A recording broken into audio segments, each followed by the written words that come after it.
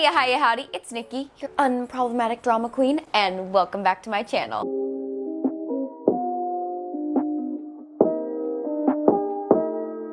Today, we are jumping into a video topic that I've honestly tried really hard to ignore, but at the end of the day, it is kind of my fault for building my channel on the unstructured crazy ass of Gabbie Hanna. Yes, yet again, we are back at it. We are back at it. We are talking about the Gabster. And even with owning a little baby puppo that is whining 24/7, my Crumble is still more behaved and stable and trained than Gabbie Hanna. Though I don't think I have to worry about Gabbie shitting on my floor. At least not yet. Honestly, we never know at this point.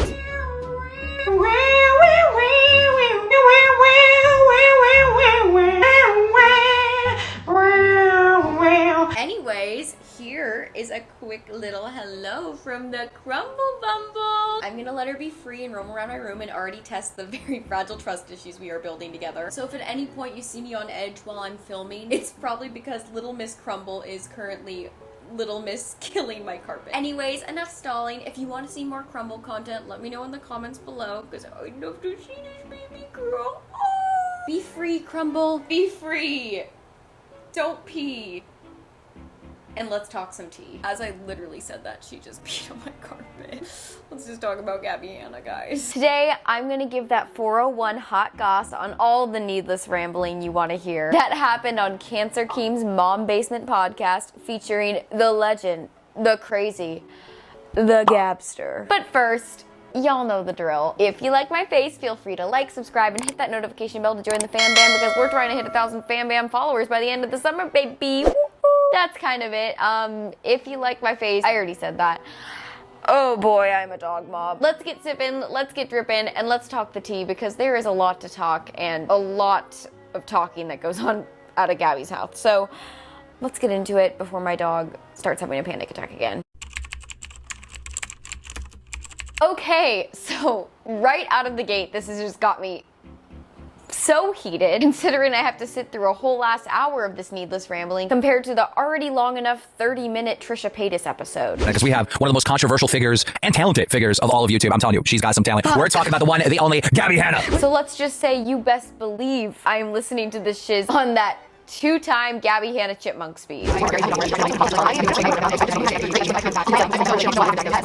Basically, the podcast starts just the way you'd expect it to start, from a room of arrogant, problematic a-holes. Keem and Faye's boasting about Gabbie Hanna's amazing talents whilst bragging about all their problematic pasts. If we could talk about talent for 2 seconds, everybody that listens to this podcast understands that FaZe Banks has an actual eye for art and understands art. And I was telling him that you paint, and I was like, you have to see this or whatever. Jossie, my girlfriend, basically came over and she had a picture of your art and showed Banks. He's like, that's fucking kind of tight. Thanks, dude. You are definitely a creative. Thank you. I appreciate that. Like a lot. Yeah. I really do. Oh my god, okay. Thank you for sucking my dick at the beginning of this. It really But I wasn't even able to get fully invested into that narcissistic nagging, since I literally got interrupted by an ad less than 2 minutes in. This episode is brought to you by Philips One by Sonicare. I think it was more Spotify's fault, because Spotify was the one who had the ad, but I'm still gonna blame the K-Star, because I'm honestly still just salty that he can't take the time to frickin' go and record his podcast instead of just screen recording your Spotify. I mean, come on, can't some of that drama money pay for a camera crew? All I'm saying is do better than a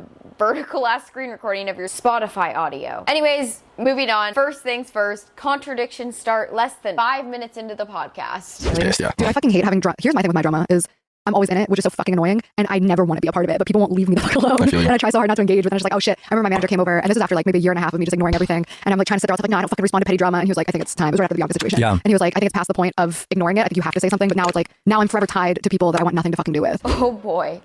Oh boy, this is gonna be a long one. Gabbie is into the same old shebang that she's always in, saying that she's not the fire starter, when she's the one who came strutting into the forest with a freaking flamethrower. Yeah, these motherfuckers are just looking for the next story, the next scandal. It's fucking trash. Yeah. Even specifically, I do my very best to avoid drama too at all costs. I hate having grudges. I hate having long-term issues and beefs with people. And I never understood that until recently. Like, I really do get you. You're like, I want no enemies. It's just exhausting. But that's what I want too, but nobody lets me live that life. Also, Like, Well, the reason why I made peace with Trisha is, right, like, I don't have room. First of all, I don't really hate her, and also I don't have room in my heart. Like there's a small part of your heart for enemies. You can't just throw a bunch of people I in there. want zero. I don't want any. Like, why are these people my enemies? Because they're obsessed with me. It's so fucking annoying. Like, leave me alone. All 3 of these hoes must need to buy a whole new wardrobe of pants, because they are all lying. Their pants are flying off on fire, because I don't know where this metaphor is going, guys. I'm tired. FaZe and Gabbie keep saying that they're just not about the drama. They don't want to be in it. They're trying to stay out of it. Whereas Keem's the only freaking truther in the room. At least he has the balls to say that he likes having enemies and being in conflict. You know what I mean? I totally feel that, but I also like really understand as you explain it that I am really built different. Like I need enemies. Like I really built so fucking different, dude. I need want enemies. Peace. I don't want fucking attention. I want peace. Like I want to constantly be at war with someone. You know, it's a motivation, right? It's like I'm gonna prove you wrong. I'm gonna show you energy. I don't. Dude, I run a show about drama. That's why. Well, no, I literally wake up and I like leap out of bed and I'm like I pace around the house. Like I just have energy, like crazy fucking energy. I don't know where it comes from. Like This next part, basically, they're just going into justifying why they're a-holes and why they do the things they do. People should know, because that's the thing. Everyone's like, oh, we want genuine, we want authentic. It's like, no, you want somebody who's gonna sit there and smile in your face and manipulate. Like, I'm such a good person. Well, that's how you can always gauge who your actual friends are. Your friends are people who will talk shit to your face, call you out on your shit, but when you're not there, behind your back, they speak highly of you and champion you and all that shit. And that's really what Keem is. Like that's who he is. You know, we really are so real and we are good guys. Yeah. But we just don't give a fuck enough to like pander and pretend and like when reality it's just us being unfiltered. And how their actions are okay because yes, they may be misogynistic. Yes, they may be apologists. But listen, just like Gabbie, they're just misunderstood. I can't. I don't even know what to say about that one. No. Check yourself. Yeah, that's pretty much it. Next thing's next. They next went into the H3 drama. And listen, I've said it before, I don't think Ethan's a saint. I think he's definitely had some demons in the closet. I think he still does have some demons in the closet. But they are literally painting him out to be this Jesse Smiles master manipulator. Like, oh my god. Not everyone are these freaking crazy ass people in your lives. Maybe, just maybe, you're the crazy one. I'm back, and I don't want to hear I'm acting different. They basically just go into the go-to basic examples of why Ethan and Keem aren't friends and the way that the beef got so rotten to begin with. I don't care at this point. An experience I ever had with Adrian. This is a guy that I was a huge fan of. I've told the fucking story a million times, but for you, because it's so similar to what you just said, he platformed Jake, had him on his fucking show. Jake was supposed to hit 10 million subscribers that day. They had the fucking live count. I responded in such a quick fashion, in such like a fucking like immediate like proof in your face fashion. Like I did not do this. I don't know if you remember, but Jake. Remember it, and then they accused me of fucking physically assaulting a girl, and I like literally proved it to not be true. So this kid's losing subscribers, whatever.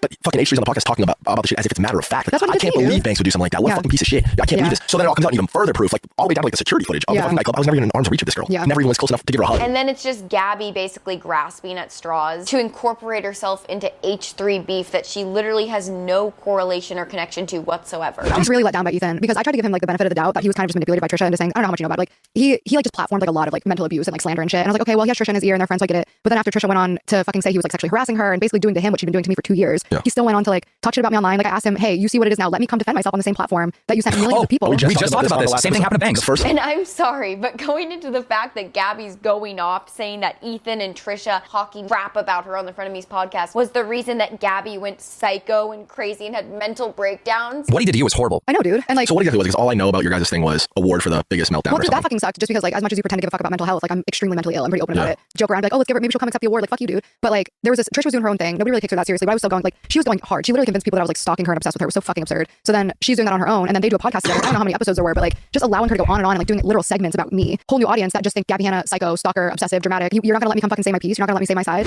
I'm sorry. No. First off, Trisha purposely didn't talk about you on the Frenemies podcast, if I'm not mistaken. And second of all, I'm pretty sure the reason people think you're psycho and terrifying on the internet isn't because of what was said on Frenemies. I'm pretty sure it's your never-ending tweets and controversies and a whole ass series trying to expose everyone on the internet. Yeah, I don't know. It's definitely frenemies. You're right, you know.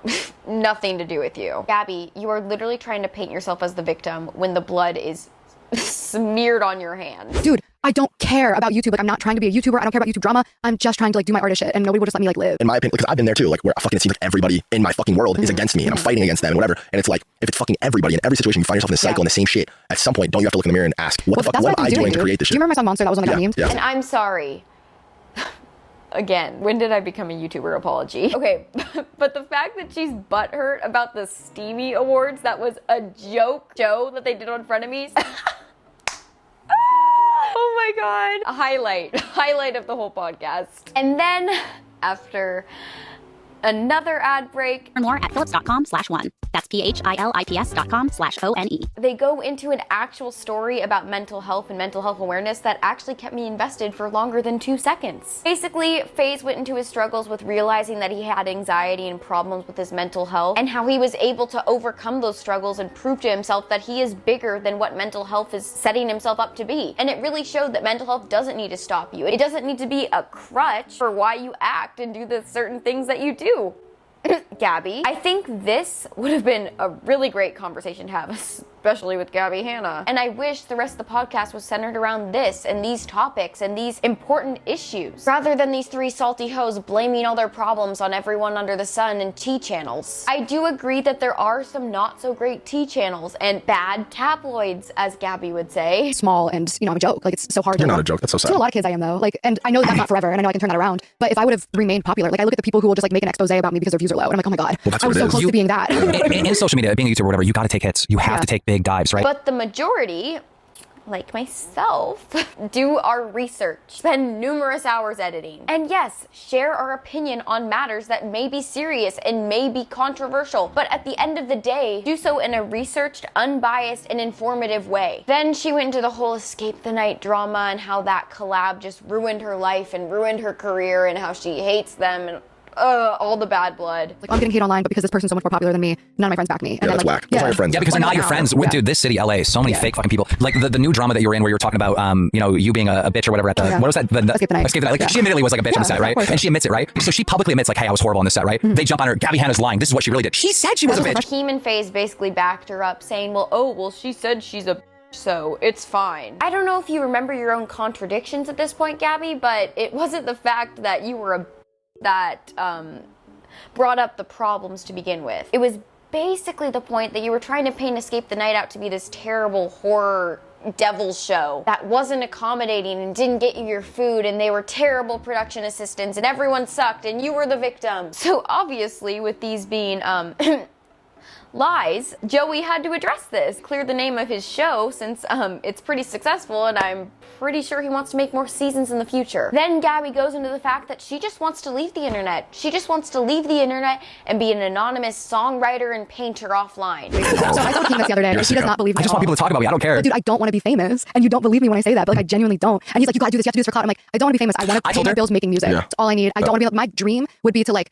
disappear, produce and write for others, release under an anonymous project, and be a painter. Like, that's what I want to do. Gabbie's lying. She wants to be famous.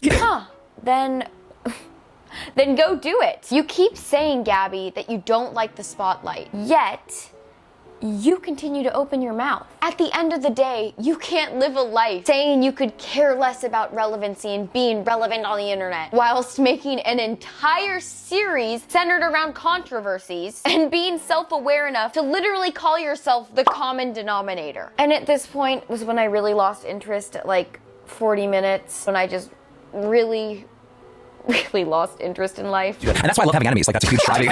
Enemies are fucking great, dude. I think we're on the same plane. Who tried to ruin whose life first? Like, I don't know the origin. I'll tell you in 1 second, but let me finish this point, right? So Such a bad point. Anybody listening, do not. So I take it. Between the ecstasy level chipmunk voices, FaZe going over why he likes to piss people off, and just the pure deflection of accountability, my brain couldn't take it. And then Gabbie goes into the whole moral dilemma about how standards are just so much different and double when it comes to women in society. Oh my God, everyone's allowed to call me a bitch. If I say the word bitch, I'm like a misogynist, I'm punching down. Like, okay, so everyone's allowed to call me a bitch and a stalker and a psychopath and like all this shit. But if I call a bitch, like, you're a bitch. Yeah. Period. But like, I'm a terrible 2021 person. too. It's like all these mental gymnastics and people fucking hang on to words so heavy. Dude, get the fuck out of your own cunt if you care that much about semantics. Get off the internet. It's craziness, For real. Everybody man. tells me you're so sensitive, get off the internet. But if I respond to anybody who's literally been lying about me for 2 years, then I'm It's like that gotcha shit. Like, gotcha. Look what you did. How men are able to freely express their expressions in anger and frustrations while women are having to conceal it and stay tight. Which, yes, I agree.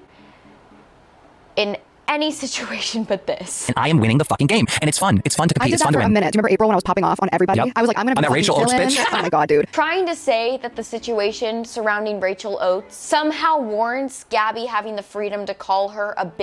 I'm not saying girls can't call other girls, but Gabbie painting Rachel as this manipulative liar, trying to take her down with her book reviews, is so aggravatingly wrong. I can't even begin to express how annoying and this makes me feel. Gabbie, Rachel did nothing wrong rather than share her opinion on a book that you sent her. And talk about frenemies giving you a mental breakdown. If I recall, you did the exact same thing to Rachel Oates. I'm talking about you for attention. You talk about me, you get millions. I talk about you, I get still millions, but not because of you. Then we go into hearing the same story again about Keem and how Keem and Ethan hate each other, and it's just the tale as old as time of enemies. Ethan invites me on his podcast. I'm the third person to ever be on the H Ratio podcast. Even after the podcast, we're like chomping it up like friends and like having a great conversation. Podcast airs, and he starts getting some hate on the video because I'm on and I'm controversial. So he then snakes me and plays to the audience saying, hey, I understand a bunch of you guys hate Keemstar. I hate Keemstar too. And I was like, I was just face to face with this, but what? Say that to my face. We can talk about it. All these people with me. So what's wrong with these weird ass, fake ass people? That's what started the entire fucking beef with me and Ethan. He's a snake. He snakes so many of his friends. It's honestly more overtold than the freaking 5% joke at this point. Then Gabbie goes into the weird ass theory about how rats hitting a button to get food is like an attention seeking thing that relates to YouTubers and how YouTubers are always constantly wanting attention, and it's like, no shit. Like how caffeine gives us a high, or getting a gift, or impulsively buying a dog. Everyone likes that adrenaline rush. Everyone likes to receive attention. Even you, little miss, want nothing to do with the internet. There is a reason why that whole series was made. There is a reason why the TikToks look the way they do. Why tweets are twittered. What am I, 40? It's not because you're hashtag not like other girls. It's because it drops you a good old serving of validation food for your YouTube rat ego. She's really trying till the net 49 minutes when it comes to trying to validate herself. I had a T channel tell me like, oh, like, yeah, I never looked into it because I didn't want to argue with the victim. I didn't want to go against the victim. So it's because this person attached me wrongfully to something that has nothing to fucking do with me. So if you defend me in any way, you don't believe a victim. If you don't remember every single detail of something and everybody's always trying to over-explain it. Like you saw Jesse Smiles' first video. And I honestly just can't take the brainworms at this point, so I'm just gonna let you judge and listen for yourselves. Like she's literally showing every message she possibly can to get ahead of all the weird shit she's done. Yeah. So now I have to over-explain your over-explanation because like my point is you asked me for a job. Just tap out.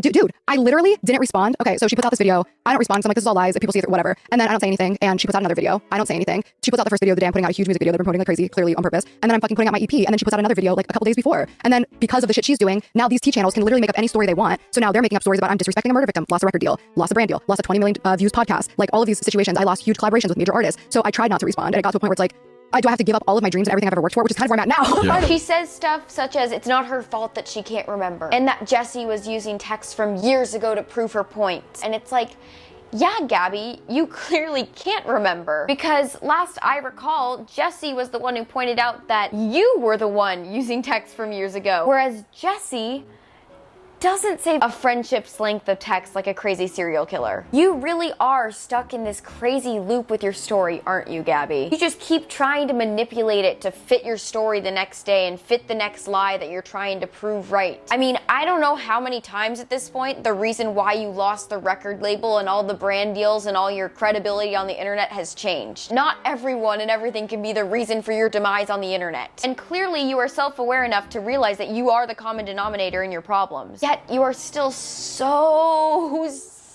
determined to being the winner in this situation that clearly has no freaking finish line or winner to begin with. And then they go into the fact that T channels and the internet just needs to give Gabbie a break and forgive her, and Jesus Christ, amen, she is saint. We have given her. Did not realize I was gonna get this heated today. Okay, the T channels have given Gabbie so many chances, and I know I'm new to the game. I have given Gabbie numerous chances, more than my dad. And what has she done? Like my dad, betrayed. No, just kidding. I love you, Dad. Let me show you the clips. Multiple T channels have talked about this. They have been Mother Teresa to this crazy ass. Peter Mon, Trish, Angelica Old have all given you second and third chances on the internet. They took the time to hear you out, to DM you, to go on your podcast. And we're all very patient with your crazy ass, and yet you still lost their trust. You keep saying that these people are just trying to take you down. But if someone was truly trying to take you down, they wouldn't even give you the time of day to listen to you, and that's what they did. You're pretty much getting mad for people sharing their side of the stories or sharing other people's side of the stories that you're not allowing to be shared on the internet, and people just not liking you. And they finish off the podcast with an amazingly smoke up the ass session with Keem and FaZe yet again saying how talented Gabbie is and how she deserves to be the next Ariana Grande, which I'm not even gonna say anything because it's not my place, even though I'm technically a professional musician for like 9 years now, but you know, I don't want to get into that. I don't understand her art. Let's just say that. Oh, but these stories don't mean anything when you got no one to tell them to. It's true. Again, they blow a ton of smoke up Gabbie's ass with an ego that already has the tire pressure already significantly too inflated at this point, but you know, maybe she'll blow up and be gone. And they basically finish it off by saying that people just need to take the time to get to know Gabbie and be friends with her. But to finish my thought, I just want to say, like, I am so glad that we became friends because it's been so beneficial to me. Like, it's fun being your friend, and I really wish other people took time to do that because, yeah, maybe you were toxic, maybe you made some mistakes. Fucking 6 years. You're always getting exposed for Gabbie's always getting exposed for something that happened fucking 6 years ago. Which in hindsight, probably won't take that long, considering it takes 2 seconds and a wave hello for Gabbie to consider you her bestie and friend for life. Anyways, enough shade. I don't need Gabbie freaking roasting my ass on her Twitter. That would honestly be kind of funny. So yeah, that's been the tea. That was the podcast. Did I waste my birthday doing this? Hell yeah, I did, but I did it. Oh, what was I saying? I was in a mental breakdown. I don't know. I did it. Woo, okay. Ugh, that's been the tea. I need to pee. And yeah, if you liked my face, if you liked my channel, feel free to subscribe, hit that notification bell because we'd love to have you join the fan band. We're trying to hit 1,000 followers by the end of the summer. Anyways, it's been Nikki. It's been cool. I'm really tired. I'm gonna actually go celebrate my birthday now. I'm bad at talking and